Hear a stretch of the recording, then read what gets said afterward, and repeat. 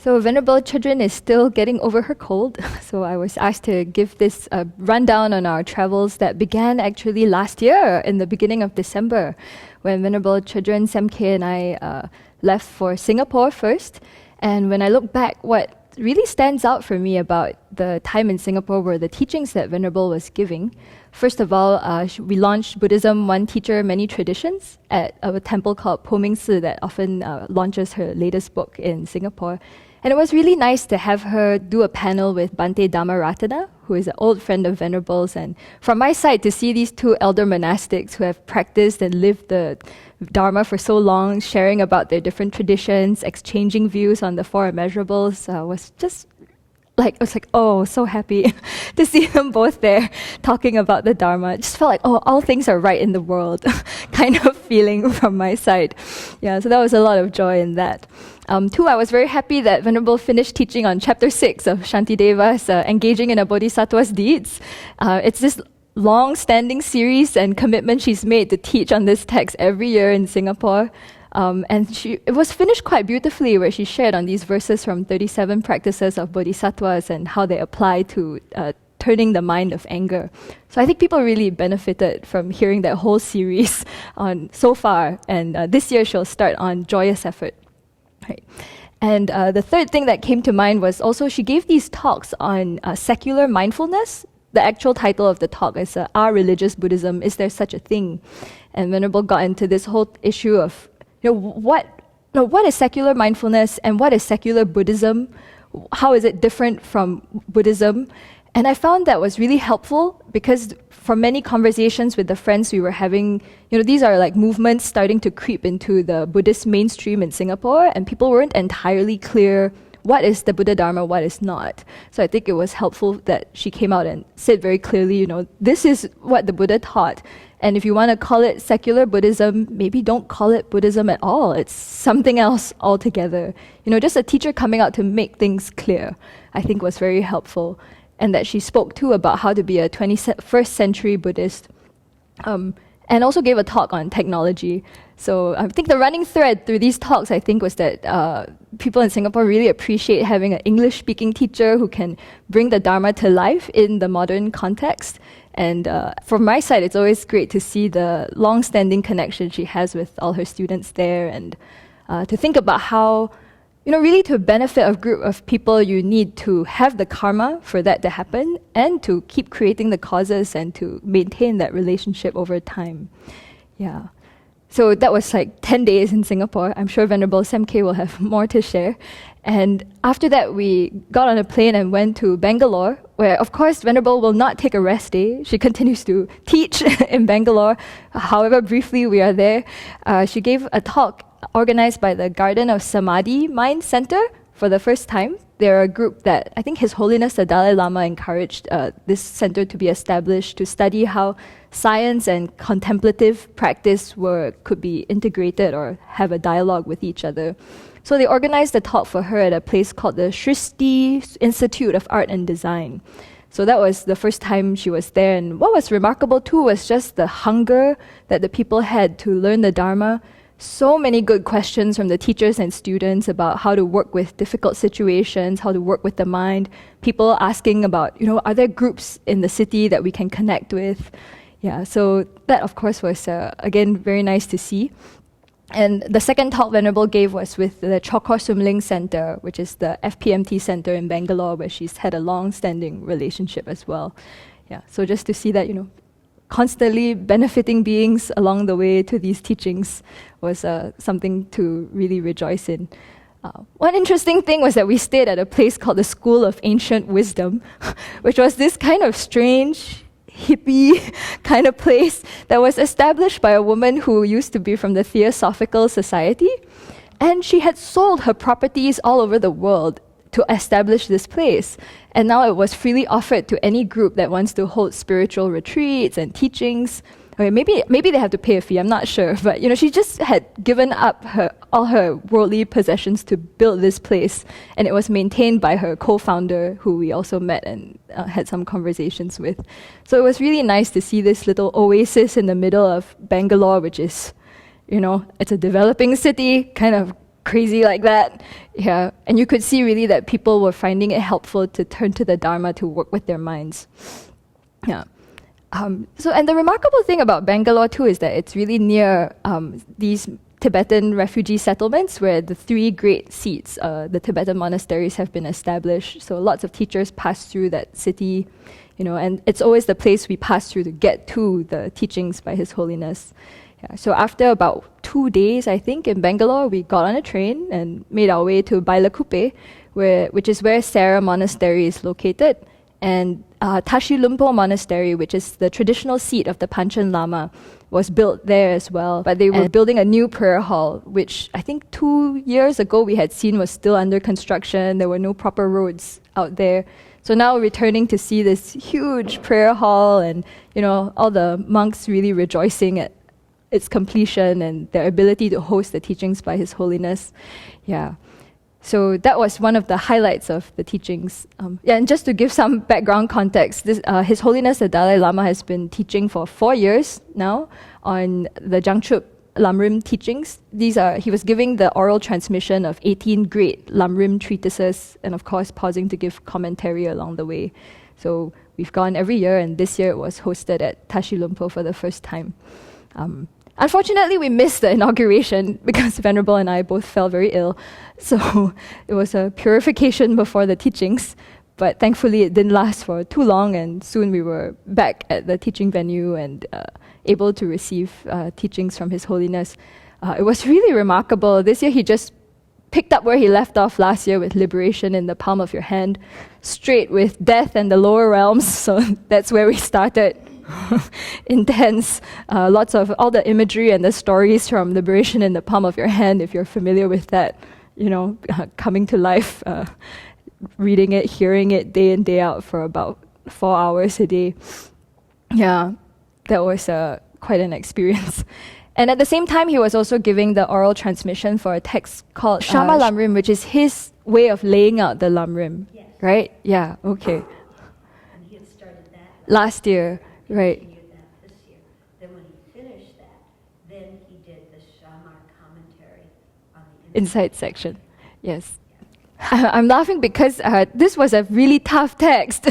And at first, the Shama Lamrim commentary I still was able to track, I think. But once we got into the commentary on the Insight section, where the root text is not translated into English, and it was dealing with all the difficult points in the English version, it's book 3 of the Lamrim Chenmo, right? So it's a commentary on that whole Insight chapter, dealing with all the different debates and arguments of the different schools. Yeah, I got lost, I will say that. But of course, Venerable was overjoyed. Venerable was saying this would be a remarkable text to have translated into English. So we make many prayers, aspirations that will come to pass. Yeah. After 10 days of the teachings, His Holiness actually concluded giving those transmissions. It was like kind of a bittersweet moment, I guess, having been at that long transmission for so many years. And of course, rejoicing that it was completed. He did say that he thought this might be the one time he does it in his life, which gave all of us pause to think about. And he after that gave the 16 drops of Kadam initiation, which was requested by the teaching committee.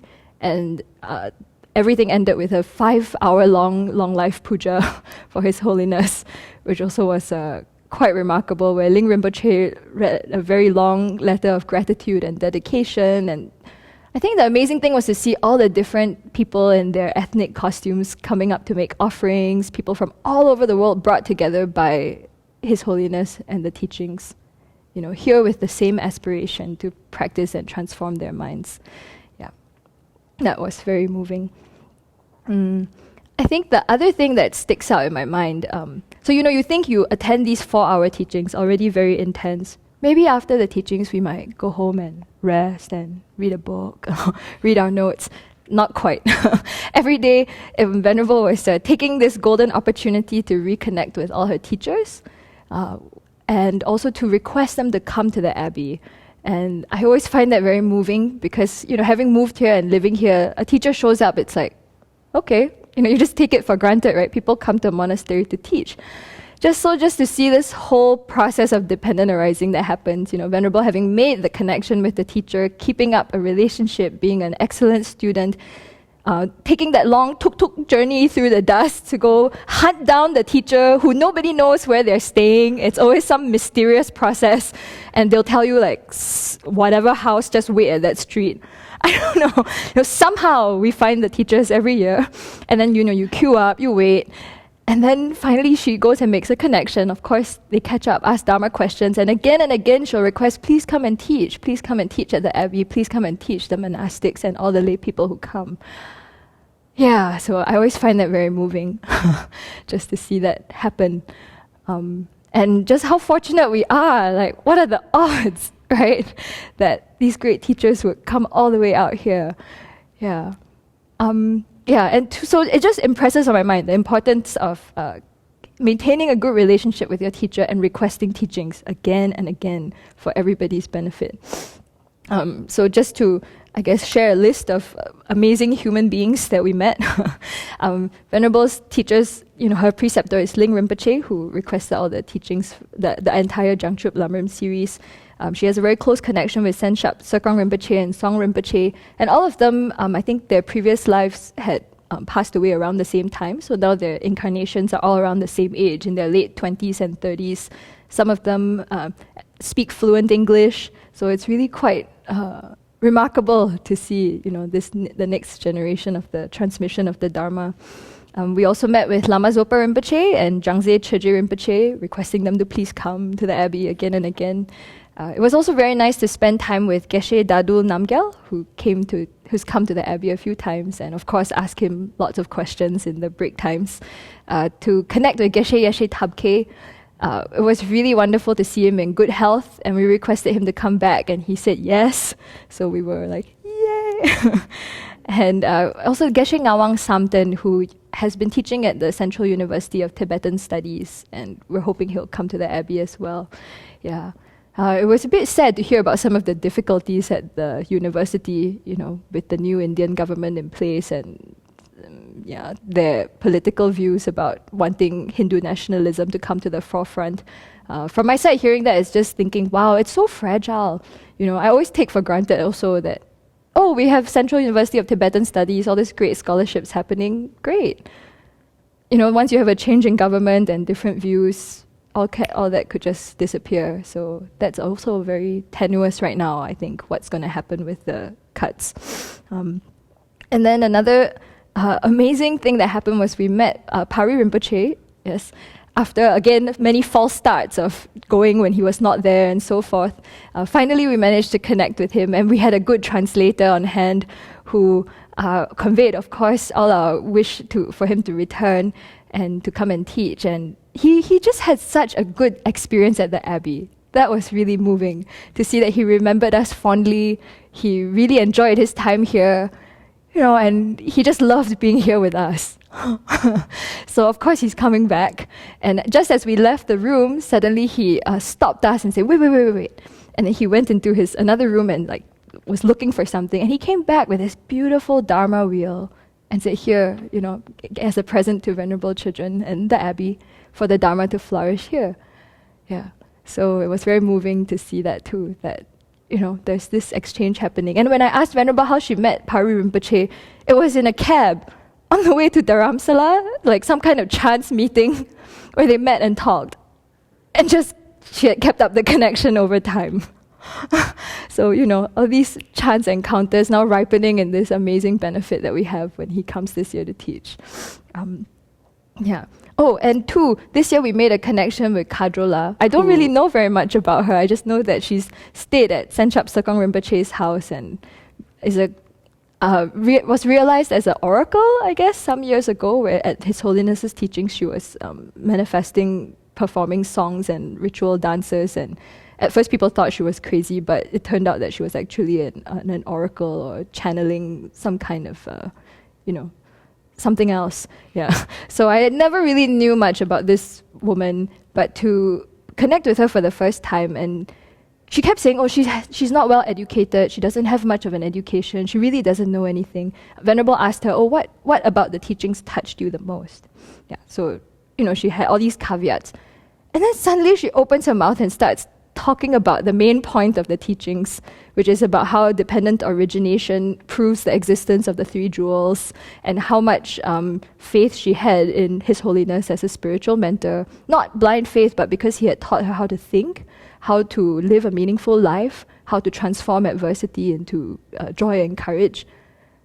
This long, unbroken stream of amazing Dharma nectar coming out of her mouth. And I was like, whoa! So it was very beautiful to just see that, and of course Venerable and her made a really nice connection there. So the learning point for me was that it is possible to take rebirth out of pure compassion. I think 4 years ago when I first went, I had no clue about what the Tibetan Buddhist system was about. I was just like a clueless layperson following Venerable Children into this other universe, and really very confused because here she is, a nun almost 40 years, and her teacher is like a 28 to 30-year-old layman. I was like, and who she holds with such great love and respect. I was like, what's going on? I so do not understand what is happening right now. So just to watch my own mind and to trust in our teacher and the teachings, and to go every year and to see, these are really remarkable beings. This year, I had the opportunity to hear a bit more of Senchap Sekong Rinpoche teaching, and just to hear just the commitment to the Dharma that he has to His Holiness the Dalai Lama. And he was just saying things like, if you've given your whole life to benefiting sentient beings, there's really nothing much you need to worry about, right? Just hearing him say things like that, totally, it's just part of who he is and his life. To see the Dharma so integrated in a young person's life, I just thought, this is not an ordinary human being. Something else is happening here. A dependent arising I don't understand. Yeah. And so just to rejoice that this is possible, that all of us are capable of this, and that's the direction we're moving in, was quite wonderful. So I see I'm blabbering on for a while. I think I should pause here and continue tomorrow, perhaps. Yeah.